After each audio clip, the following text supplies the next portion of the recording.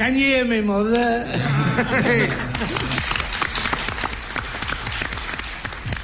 Oh, she's a nice woman. Nice, yes. Of course, I knew her for years and years.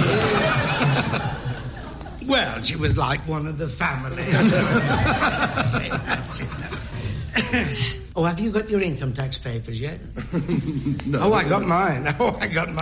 That's all you get now for your income tax. They've done away with all the silly questions now, you know. There only 3 things on there about your income tax. I'll read them to you. It says, number 1, how much did you earn? Number 2, how much have you got left? Number 3, send it in.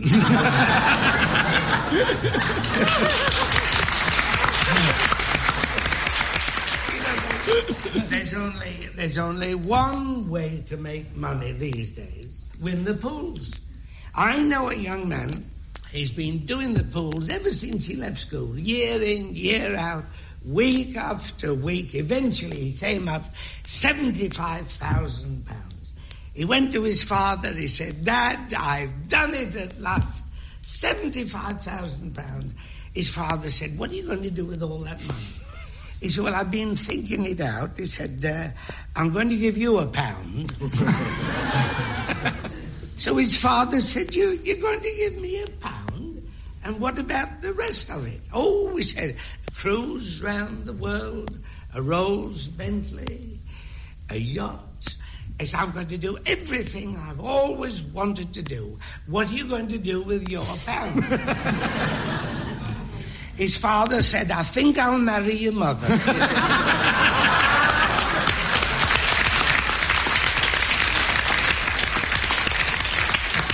So the son said, you're going to marry my mother? He said, now you know what that makes me, don't you? He said, yes, and you're a mean one as well.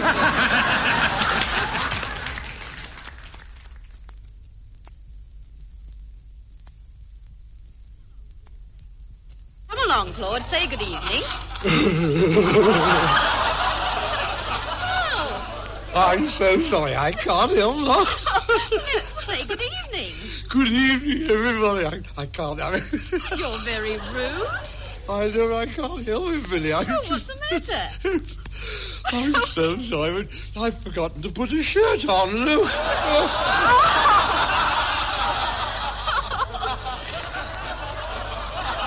silly. Oh, Claude, whatever made you do that? I don't know. I was so excited, you know. Excited? Yes. Oh, my God, I'm going to have a lot of fun tonight because my friend Mrs. Gibson's listening in, you know. Oh, has she? Yes, with her new set. Oh, she's got a new set there? Yes, oh, it's a marvellous set. Perfect fit. She can eat practically anything with them, you know. Oh, can she? Oh, yes. Oh, well, I thought you meant a wireless set. So it is. No wires at all. Just suction, that's all. No, I meant a radio. Yeah, oh, she's got a new radio, too. You know, she's Oh. using that tonight as well. Oh, good. Is it an electric set? No, that wouldn't be any use to her. No, she Right. had her electricity cut off. Oh, Yes. I see. It's a battery set. No, all mains. Oh, but she won't be able to use it without electricity. What? Why not? Because it's all mains. Oh, I know that, but I mean, she's still got gas and water, you know. I mean, oh, yes, she's all now, right. don't be silly. How could gas and water work a wireless set? Well, I don't know, but it goes all right, you know. Does it? Big Claude, is there any necessity for you to carry that large suitcase with you wherever you go? What, this? Yes. Oh, I always carry this wherever I go. Why? Good gracious, my word. Yes, because I... What? Why do you? Oh, I don't know. I always do. What do you I? don't know what's in it, I'll bet. I'm afraid I don't. What is it? Well, wait till I show you. You'll be surprised when you see. What is it? Just a minute. There you are. Well? What do you think then? Have a look at that. What would you think that was? Well, it looks like a very ordinary umbrella to me. No, don't jump to conclusions. Have a good look at it. Well, I don't know. If it isn't an umbrella, what is it? It's a present from Mrs. Gibson. Yes, but why carry an umbrella in a case? Isn't it? It isn't raining anyway. No, I know, but Mrs. Gibson made me promise that I'd always carry it in case. Oh, but she didn't. But she didn't mean to carry it in a case. Well, that's what she said. Always carry it in case. No, she means in case it rains. Yeah. What? Well... Oh, great. Well, I never thought of that. Now here is another letter from my brother Sid, dated October the Swift. My dear Jack, here I am again, and I hope you are too. It must be some years now since I wrote to you, but the missus ran off with a lodger in 1945 and took the pencil with her. She had always been threatening to leave me, but it was some time before I could get her to promise. The lodger was a nice chap, though, only he took my darts. However, the missus came back again last week, which was a good thing, as there was quite a lot of washing up accumulated in 4 years. Ivy and Herbert have just had another baby under the new scheme, and they asked me to go along and see the little stranger. They asked me what I thought it was, and I got it in 3 guesses. Herbert says it will be a member of Parliament when it grows up, because he can say so many things that sound good and mean nothing.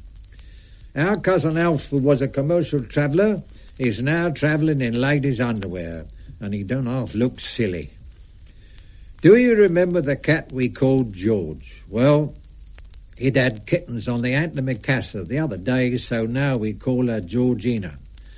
I'm waiting up to put her out, but she hasn't come in yet. Nearly every house in our road has a television aerial now, and it adds quite a tone to the district. Some of them are even thinking of having television sets. The missus says she doesn't want a set, because it's bad enough to have to listen to some of them without having to see them as well. Well, I think that is all the news for now, except to tell you that we have moved into a new house next to the glue factory, so there is always a horrible smell from your loving brother Sid. P.S. We have a very good town council now. You only have to write to them if you want anything you haven't got, and they write back and tell you how you can do without it. Well, ta-da for now.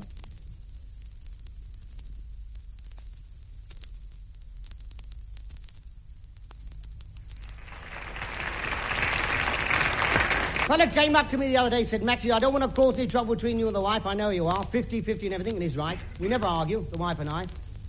I'll tell you why. She does as she likes, and I do what she tells me. And I tell my wife everything. Well, everything I'm thinking. The neighbours tell her what I'm doing.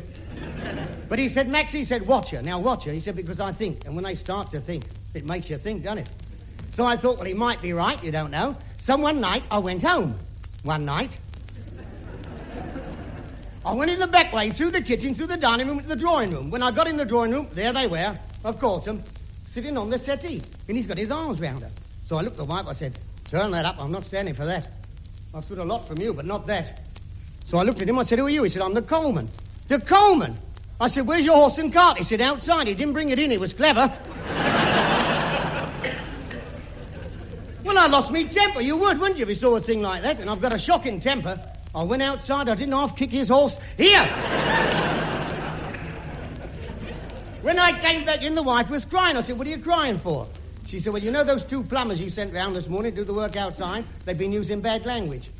I said, all right, I'll go and see them in the morning. So the following one, I went round and I said to this fellow, I said, have you been using bad language? He said, no, not us. We're plumbers, we don't use bad language. I said, well, what happened? He said, I'll tell you what happened. He said, I was going up the ladder, he said, and my pal was at the bottom, and I was carrying some hot lead. Boiling hot. And when I got halfway up, I slipped. And, of course, all the lead went down my pal's neck. Boiling hot.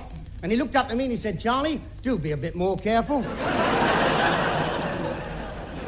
Now, my boy, I'm very proud of it. He's joined the Navy. Joined the Navy, and he'll get on because he can talk as well. So the captain said to him, he said, you can either be successful or stay as you are. He said, in what way do you mean, successful? He said, well, when you're on watch, night watch, he said, all you've got to do is remember 3 things. That's all, 3 things. When you see a light on the port side, you shout out light on the port side. If you see a light on the starboard side, you shout light on the starboard side. And if you see a light in front, you shout light ahead. That's all you've got to remember. Well, he was on one night, so he shouted down light on the port side. And the captain said, you'll have to be quicker than that. I saw that 2 hours ago. He said, you did? He said, yes. A few hours passed, he shouted out light on the starboard side. He said, you'll have to be quicker than that. I saw that 2 hours ago. He said, you did? He said, yes. A few hours passed. He shouted out, light ahead. Up came the captain. He said, where? Where's light ahead? He said, daylight. You didn't see that 2 hours ago, did you?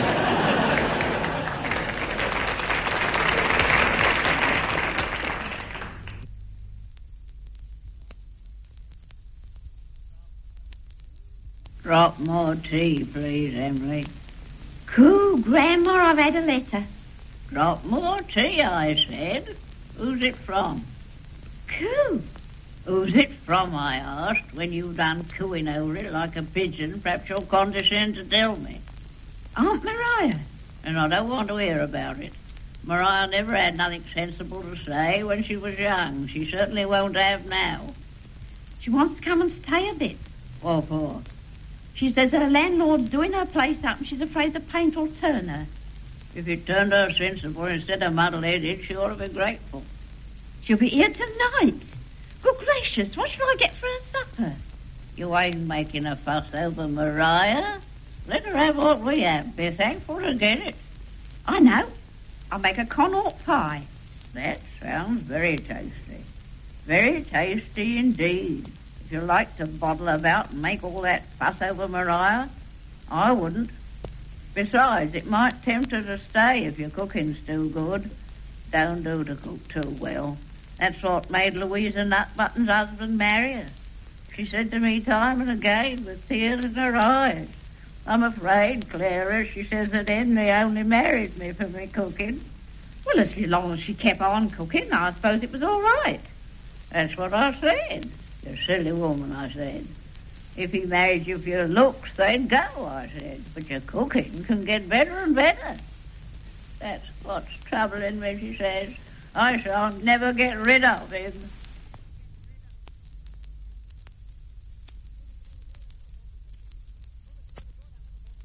Well, Mr. Murgatroyd, I never thought we'd get to meet again. No, only to fish. Yes, very good. Mr. Winterbottom, you look spick and span, though. You haven't even got a tear in your clothes. No, my wife gives the rent to the landlord. This clothes rationing is difficult. I used to dress in Bond Street. And then? Policeman moved me on. Dear. Who was your cutter? My cutter? What, hair or salary? Matter of fact, I've still got a very large wardrobe. Anything in it? 2 ties and a strong smell of mothballs.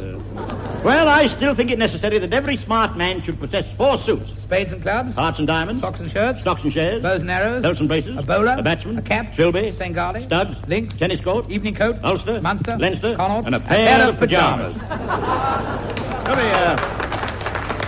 Why do they call them a pair? Of course, an apple a day keeps the doctor away. An apple a day is no good to me. I like a good square meal. Well, what do you say to sausages, then? So long, oblongs. By the way, what do you have first thing in the morning these days? A bad cough. What do you have? Besides what? Besides the same cough I have. Oh, that's funny. I always feel funny. Oh, that's just conceit. It is. What are your... By the way, your eyes are running. I'll catch up with them in a minute. Good. I'm very good. As a matter of fact, my doctor told me to take things quietly. Pity, and you were so fond of soup. Incidentally, I've got to take things quietly until January. Yuletide over. Yuletide. A few impersonations. My first, a tall carol singer. Well, why the long wait? That's it, a tall carol singer.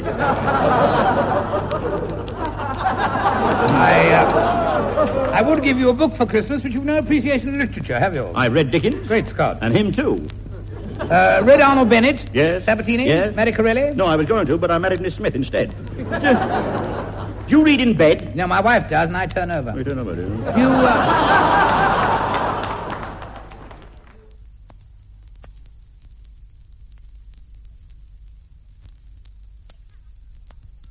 Here, come on, let's get on with our essay on London. I don't know where to start. Oh, Lummy, it's big enough, ain't it? Why don't you start at Buckingham Palace? No, I'm going to leave that till the last. What? I know. I think I'll start with the Royal Mint. The Royal Mint? Yes. Don't you know what the Royal Mint is? Of course I do, Soppy. It's what the king puts on his roast lamb.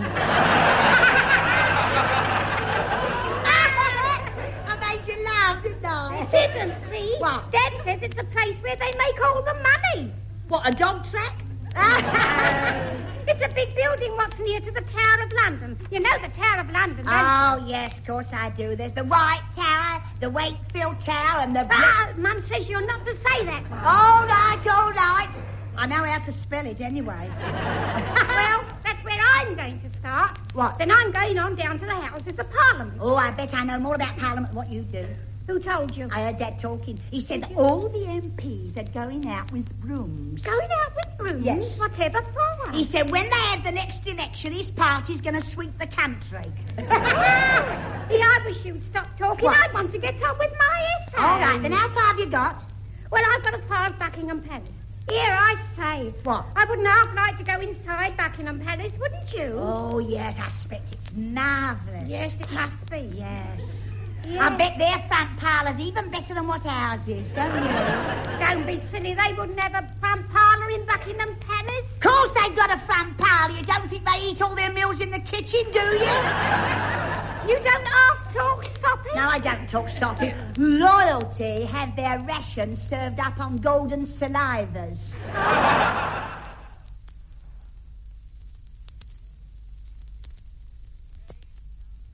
The day Charlie Evans and me spent a night in Blackpool, Charlie, a pal of Charlie's, promised to give us a run around the town. So we got in the car and we were off, and all of a sudden a policeman pulled us up, and he said to the fellow who was driving, he said, do you know you've got no lights on this car? This fellow said, I don't need lights, I know every inch of the town.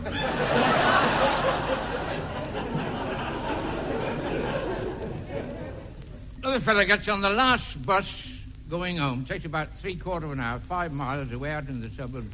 He's had as much as he can carry. It takes him all the time to get on the bus. When he gets on, he flops down into the first seat he comes to. Just before the bus starts, a lady gets in.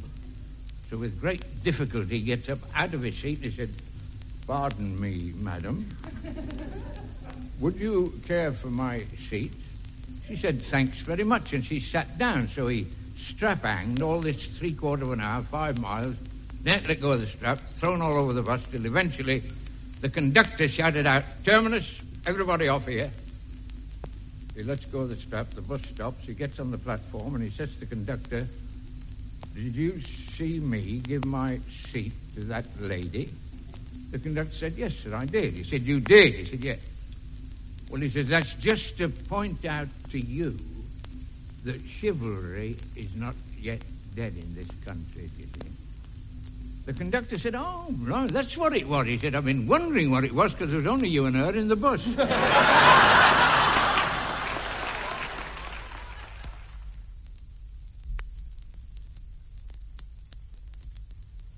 I've had chances since then. Chances. Good. I could have married a widow. A widow on my last trip home with a house full of her own furniture. That's why I didn't marry her. She'd always been throwing it in my face, you know. But I knew she wanted me. Sailors have that instinct. I knew because one night we were sitting on the divan together. All right, the sofa. This widow and I, we were sitting on the sofa, and all of a sudden she looked right up into my dial. In the way that widows can. Any of you lads ever had a widow looking at you? Eh? You ever noticed that sly, sleek look, you know? You've seen a ferret looking at a rabbit.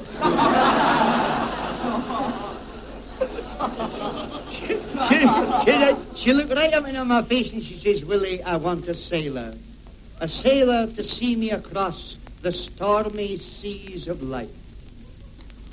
I said, "It's not a sailor you want, my good woman. It's a second mate."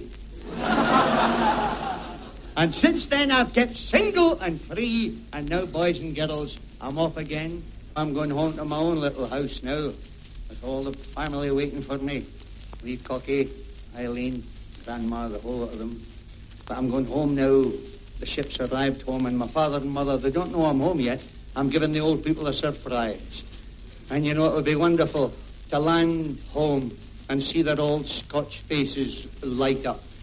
Of course, the old man's face will be lit up in any day.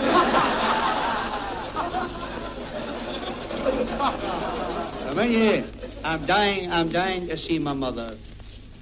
You know, I haven't seen the old lady for 2 years. And it'll be wonderful to land back home and see her old Scotch face light up. She hasn't seen me for 2 years, but I'll bet you, Bob, I'll tell you my mother's first words. As soon as she sees me arrive with my kit bag in below my oxter and coming up the passage, she'll just look and she'll see me and she'll say, Willie. Willie! Where's the 10 bob you pinched off the mantelpiece to get it to live?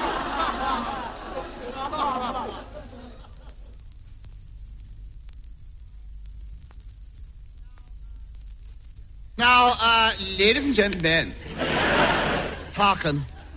Now, hearken. This is it. Now, hearken. Now, hearken. Ever so can. Now, that's the life, the circus, what? That's the life. If you live, I know what. I'm telling you this. Listen, there's one phase in my life. There's one phase, and I never forget a phase. Every gag fresh from the quipperies. One day, you see, there I was cleaning my boots, and then the ringmaster came up. And he said, listen. He said, Howard, I've been watching you for some time. He said, you're ambitious, hard-working, courageous. Oh, I don't know what to say. Well, I was such a fool, really. Stood there in my nightie. I thought, He said, hey, look, he said, put this uniform on. He said, put this uniform on. He said, now, you got it on right. I said, look, it's a bit of a cheek, you know. I said, after all I've done for you, I said, asking me to sell ice cream. He said, don't worry. He said, you've got your uniform on right. Stand by, because you're on in a minute. Well, I said, what's the rush? I said, there's plenty of time. I said, the interval's not yet, is it? I said, they've got this line act to do first. He said, now that's it. I said, now follow me. So we got to the ringside. There was this cage and all the lions inside, snarling and roaring and daggling and jostling. Oh, I said, I love it. A nice bunch of pussies, aren't they? I said, they're waiting for something, aren't they? He said, yes, the lion tamer. He said, so when you're ready... I said, I beg your pardon? He said, yes. He said, you're it. Yes. I walked straight up to the cage, and immediately all the lions ran towards me, and I just stared at them. And they all slunk away. They did. I said, how's that? Oh, yeah, it's very good, he said, but you should be inside the cage. I said, inside? I said, they'll tear me to pieces. He said, look. He said, I don't want you making all this fuss about it. He said, I can assure you, he said, we shall all be stood round the edge with guns. And if there's the slightest chance of you being torn to pieces, we shall shoot you. So he said, don't worry. And before I could argue... Cease. Before I could argue... Cease. Oh, you make me mad! Now, pull yourselves together. Before I could argue, he opened the door, I see him push me in the cage, and... Oh, that door clanged behind me, and something ran up and down my spine. I was too frightened to scratch it, or I was in a shocking state. And there's all these lions crouching at the other end of the cage. Arguing whether they should play with me or get it over with. The ringmaster said, well, go on. He said, go on, do something. He said, there's only got 6 lions. I said, 6? I said, go on and look again. I said, I can make 7. He said, 7? Oh, no, not tonight. Oh, he said, no. Tonight of all nights has happened. Leo's got in by accident. Oh, he said, it's a terrible day. He said, I shall give those keepers such a scolding. He said, Leo only came from the jungle yesterday. He's still savage. Hey? I didn't know what to do. He said, look, take your tunic off. Get your tunic off quick. I said, why? He said, we're going to get blood all over it. He said, I'll tell you what. He said, I'll tell you what. He said, let him taste you. He said, that'll put him off. Hey, I was amazed!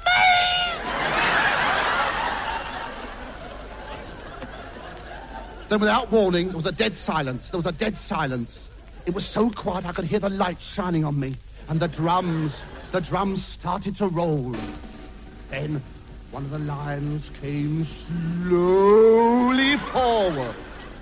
And I went slowly backward. And I was right up against the bars. I couldn't go any further. And it came forward, this lion. It still came forward. Then it stopped and opened its mouth. The ringmaster said, right, this is it. This is the big trick. He said, this is the head in the mouth trick. He said, no, you put your head in the lion's mouth. He said, look, I'll show you what to do. He said, look, follow me, watch me. He said, I'll do it once. So he came in the cage. He said, "Now look, watch me." And he put his head right in the lion's mouth. Yes, in the lion's mouth. Top hat and all. The crowd applauded. The band played. Everybody cheered. It was wonderful. And as I said to his widow at the funeral, I said, yes. Oh, yes. I said, if he'd only remembered to take his cigar out of his mouth, I said, it would have been all right.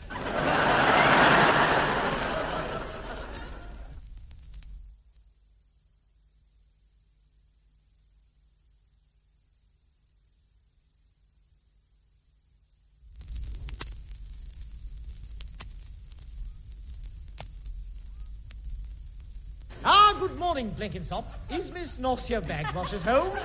She is, and she'll see me. I'm delighted. Now, I'm outside the boudoir. I know. Wait a minute. I'm not ready for you yet. Just do my check.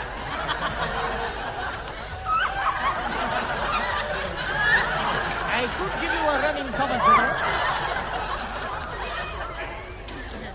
Ready? Right, now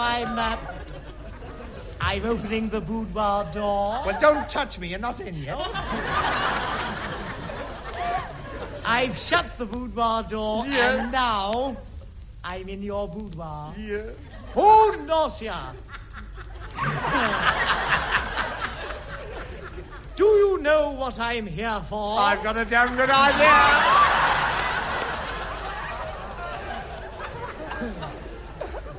Norcia, I want to ask you a question. Well, the answer's no. Norcia, I've had something trembling on my lip for weeks. Well, why don't you shave it off? It'll get in your cocoa.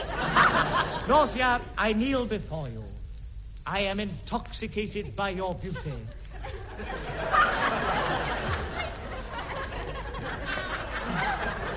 The perfume of your presence. Oh, they all move away, okay? Those beautiful lips, those beautiful teeth, those lovely eyes. Norcia, darling, I've come to press my suit. Mary, put the iron on. Well, that's what you've got to do. What, all that? All that. I want to stay single all my life. I can't. Now, this time, I'm going to be Norcia and you're going to be yourself. That's right. Well, you're Norcia, are you? Get up in the bedroom. The boudoir. Well, it's the same thing, only in French. You called to see Miss Norcia Bagwash. What? She'll see me? I am surprised. I'm coming up the stairs. Now I'm going down the stairs. What are you doing that for? Hang the hat in the hall. Now I'm coming upstairs. Yes. Knock, knock. Come in. Don't be so anxious. Oh, Norcia, I've got something hanging on my face. Trembling on your lip, you fool. Norcia, I'm drunk. I'm plastered. I am intoxicated by your beauty. Norcia, you smell like a pheasant. The perfume of your presence. That beautiful eyes. I can only see one from here. What's the matter with you? Those lovely lips, just like petals. Ah, rose petals. Here it comes. No bicycle petals. Norcia, I've come to iron my trousers.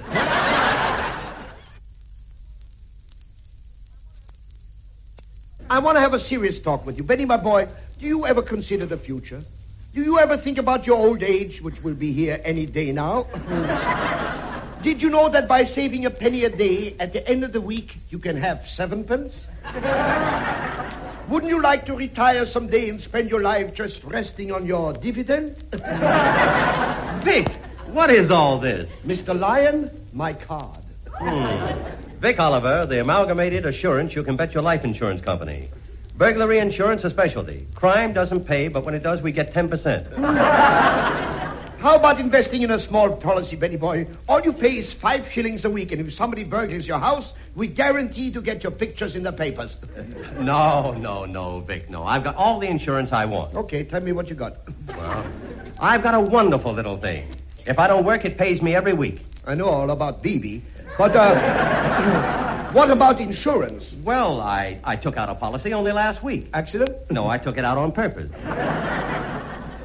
Full of jokes, aren't you?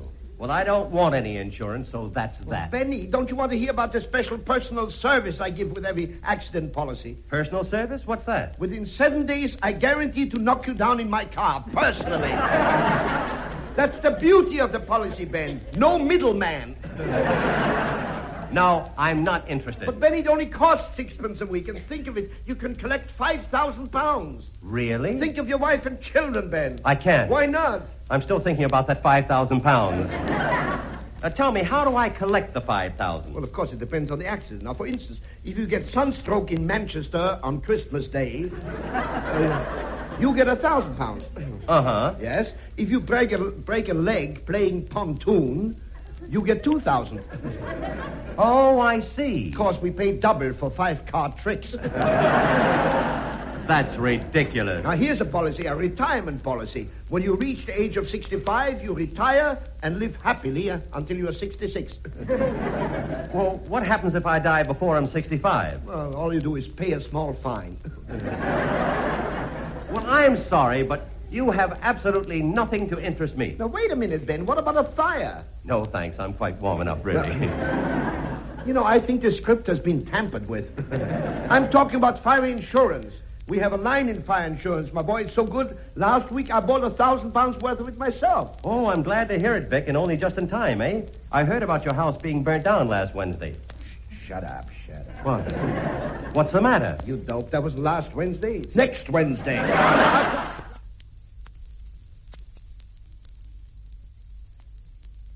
Excuse, please, mister. Oh, lummy. Here he is. It's Pyramid Pete with the off-white feet. What do you want? Oh, mister, you give me permission to pedal on your parade ground? No. Oh, no. You'll have to see Shagger Brown about that. Oh, then, mister, I tell you, blackout chevron, very stripy, oh, cripey. No, thank you.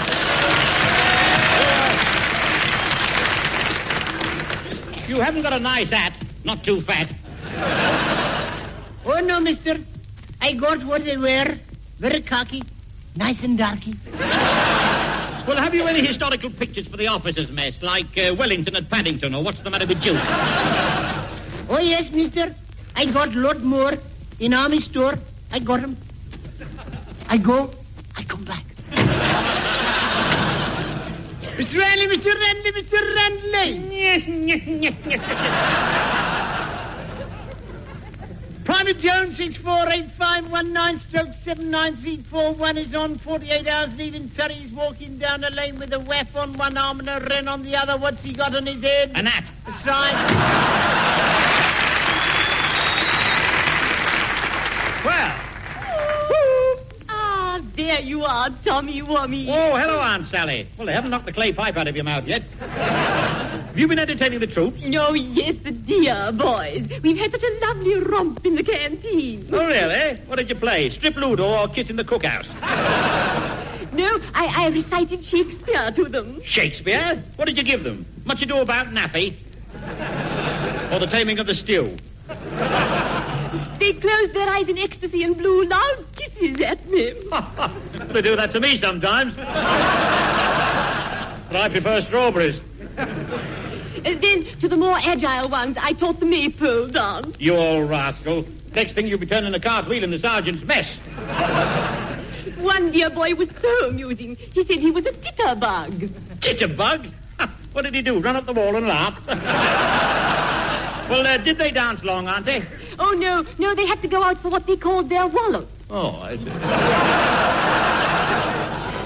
Yes, I think it's a kind of cocoa. It tastes like it sometimes.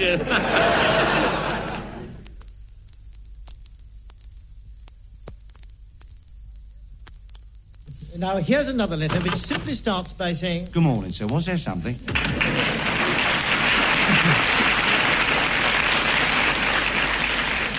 Good morning, Costa. How's Emily? Well, she's a bit worried with her twinges again, sir. She's just had a bout. About how many? No, sir, no. She got twinges again, and Dr. Turnbull has recommended witch hazel. Witch hazel? He didn't say, sir. It's very worrying. Yeah, but you're not the worrying kind, Costa. Well, and then I've had this PAYE form. PAYE. For all the sense it makes to me, it might as well stand for pay as you earn.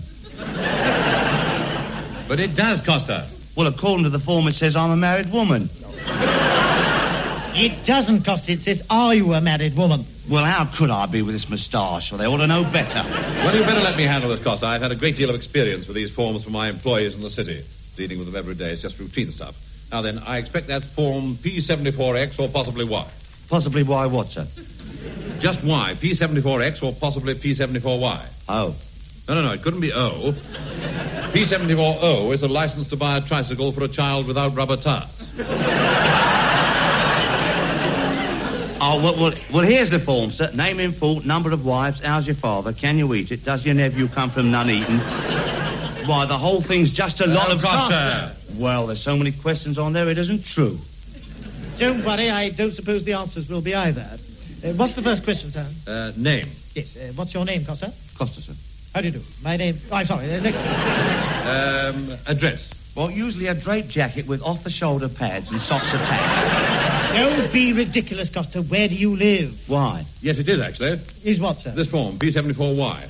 I had an aunt once, and she had a P74Y when they were inquiring about her... Come in. No, income. She didn't stand any nonsense. She simply said... Good morning, sir. Dudley Davenport at your service, huh?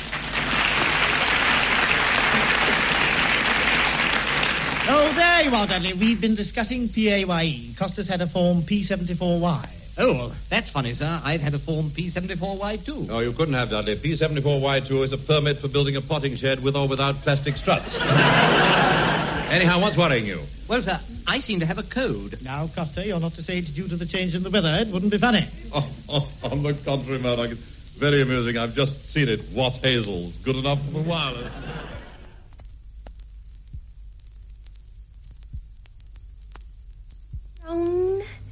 Isn't it nice sitting here on the sofa quietly doing the crossword together? Oh, fancy you finishing your copy of the crossword already, and I've hardly started.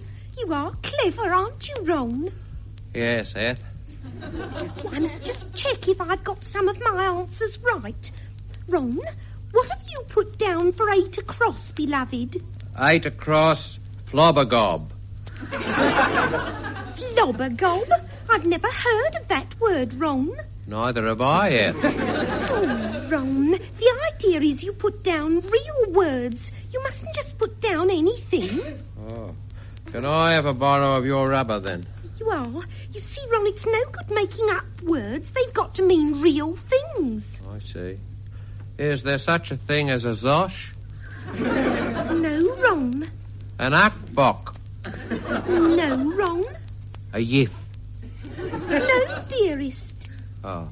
You'd better leave the rubber my side, beloved. Ron, and I thought you'd finished. Flobbergob. The clue was forsaken, 8 letters, and the answer's derelict, Ron. Derelict. Well, it wouldn't be so bad if you'd got abandoned. Oh, right-o, Eth, yes. Yes. Ron, now I didn't mean that. Well, just a kiss. Oh, Ron, you're getting your biro sticking in my ear. Hello. What's this, Ron converting a try? Here, quick, Ron. Out the way of the sideboard. I want to get me spare pair of braces and a walnut. What for, Mr. Glum? That blasted tabby cat's in among my cabbages again. I'll have to... Here, what's this you two are busy on? A crossword puzzle? Oh, I love crosswords. How you getting on? Not very well, Dad. Eth says my flobbergob is derelict. Wow, we're none of us getting any younger. Oh, no, Mr. Glum, Ron just hasn't got the hang of it at all. He puts down words that don't even exist. Oh, well, now, let's see if I can help, then. What's this here? 7 across. Opposite of first. Well, that's simple enough. Hunger. Hunger? But there's only room for 4 letters. Well, write small, then. Squeeze them up a bit. Let's see what else you got here. What's this here? Eth, you ought to find one to talk about using words that don't exist. Look at this one you put down here. Yak. Oh, that's a word, Mr. Glum. Yak. Don't talk wet. Yak isn't a word. It's just a noise you make when you're trodding something. Well, it is a word, Mr. Glum. Look, the clue is primitive beast of burden, 3 letters. Primitive beast of burden, 3 letters? Yes. What do you make the answer, Ron? I put down mum. That makes sense anyway, Eth. You and your yak.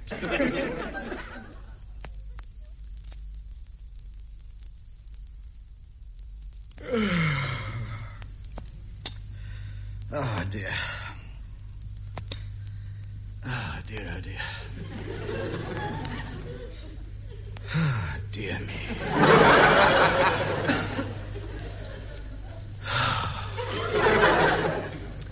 Stone me, what a life. What's the time? 2 o'clock. Is that all? Oh, dear, oh, dear. Oh, dear me. I don't know.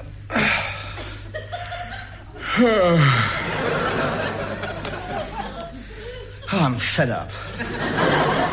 Oi. What? Why don't you shut up moaning and let me get on with the paper?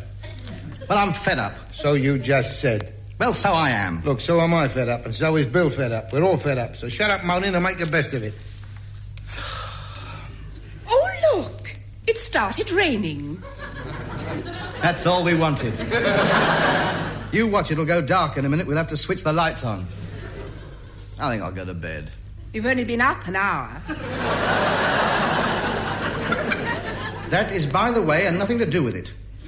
I might just as well be in bed. There's nothing else to do. I wish I hadn't got up now.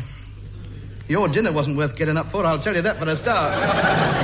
Oh, well, I don't know. I ate all mine. That is neither here nor there. You also ate Bill's and Sid's and mine. I thought my mother was a bad cook, but at least her gravy used to move about.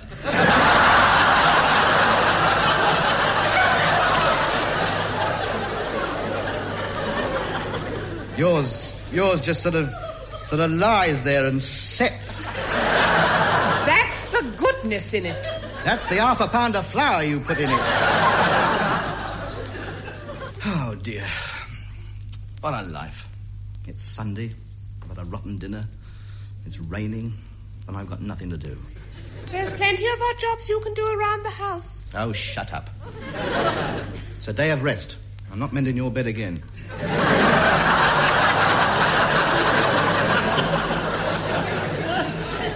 Oh, read the paper, will you? Well, it makes you sick.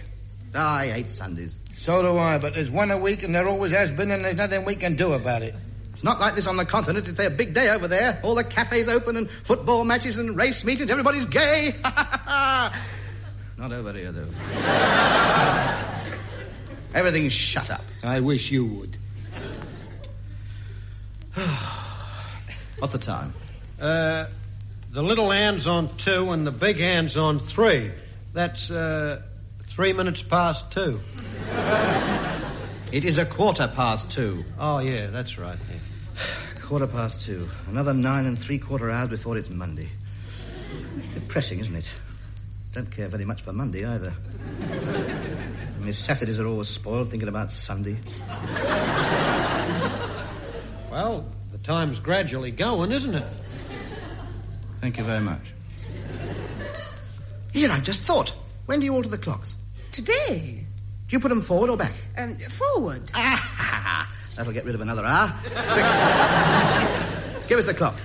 3:20. That's better. Soon be Monday. Well, I finished the paper. Now I've got nothing to do.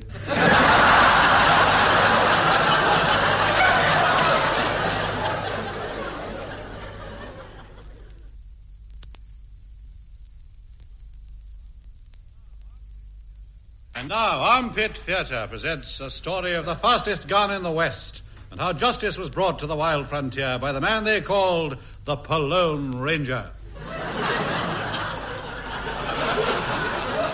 I'm an old panhandler. You don't have to tell us, Doctor. One day I was panhandling up the creek, crouched over my pan looking for gold. We won't find any there, huh? All right.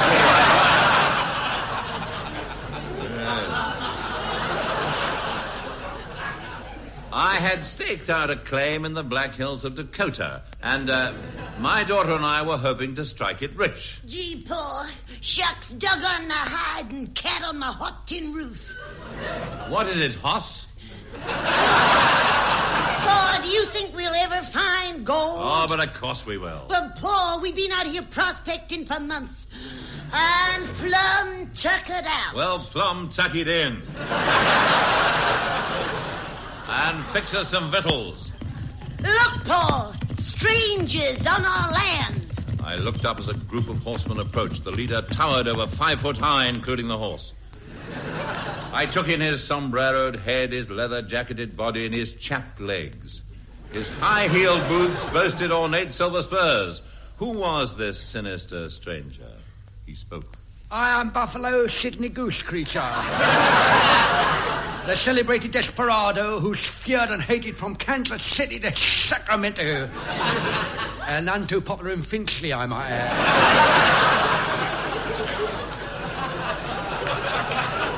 And what do you want of me? I want your land. The railroad is coming through. Soon the Black Hills will reverberate with the sound of the iron horse. Don't mess with me, pubes.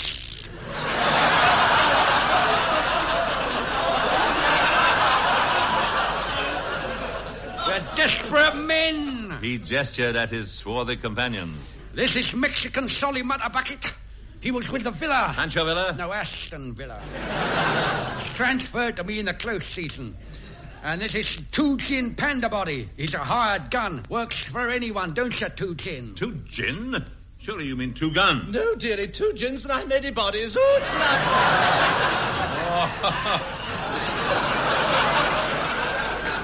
Oh, she's a fine figure of a woman, isn't she? And who are the others? These are my cow hands. Yes?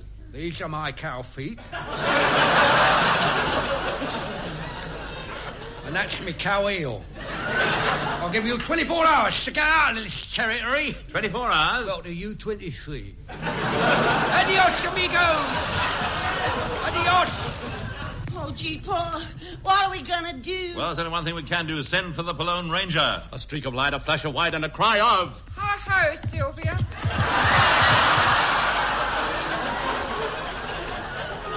It's the Palone Ranger. Whoa, Sylvia. Allow me to introduce myself. I am the Palone Ranger, and this is Sylvia, the Wonder Horse, played very quietly by Douglas Smith in Blinkers. Steady, girl. She looks run down. Well, we've ridden 500 miles to get here, and she's due for a service. But we're at your command, me and my trusty Paliorno. Palomino. Well, any Paliorno's a Palomino. And you've ridden 500 miles just to say that. A fool's errand. Tell me, Palone Ranger, why do you always wear that mask? Some say it's because I'm a wanted criminal seeking to atone for my crimes. Some say I wear it to prevent unsightly crow's feet. But the real reason is the elastic's caught round my ears and I can't get the damn thing off.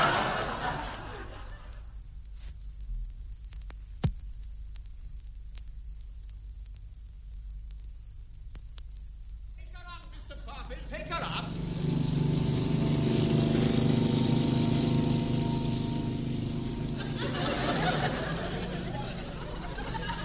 Pertwee.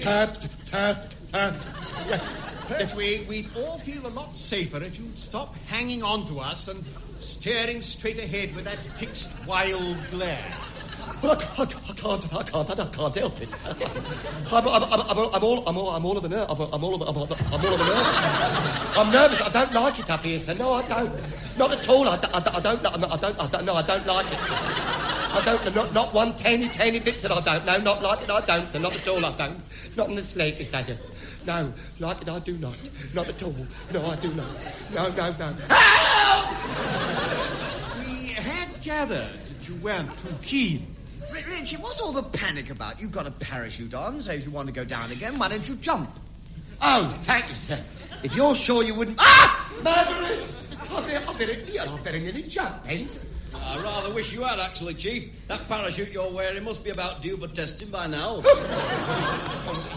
Look, never mind chatting to me, sir. Just consternate on your driving, please. It's funny you should mention that. I've been watching Lieutenant Parfitt, and do you know, there's absolutely nothing to it. Anyone could fly one of these. No, come away. You come away, sir. Now, look, don't you meddle with the unknowns. But it's so simple, Chief. I mean, all he does is wiggle that thing with his hand and waggle those things with his feet. Mr. Morrison, look, speak to him, sir. Warn him off. Don't let him touch. Sir Phillips, sit down. I just wanted to see what that thing... Help! Help it on fire! Mr. Phillips! What did I do? You set off a smoke flare. Chuck it out the pizza. Can't see a thing in here. Then keep going up a bit, sir, please. We must chuck it out. I can't even see it. Here it is, sir. This must be the thing here. Now what's he done? You idiot! You set off the distress rockets now. I say, aren't they pretty clever? Outside, they might have been. In here, they're blinding me. Go on! Get out of it! Go away! Go on! Sparkle all over somebody else! You know, I really do feel I owe you chaps a bit of an apology. So do we. How are things going, Mr. Parfitt? The smoke and fireworks seem to have died down a bit. Can you see what you're doing now, sir?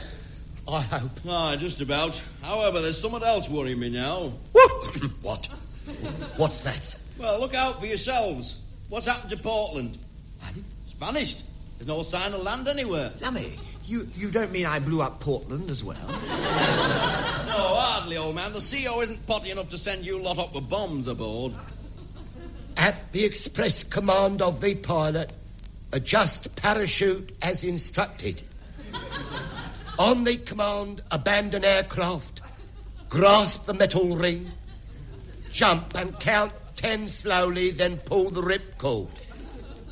Should the chute fail to open, return to makers with a full refund. What's going on? Please stop reading that.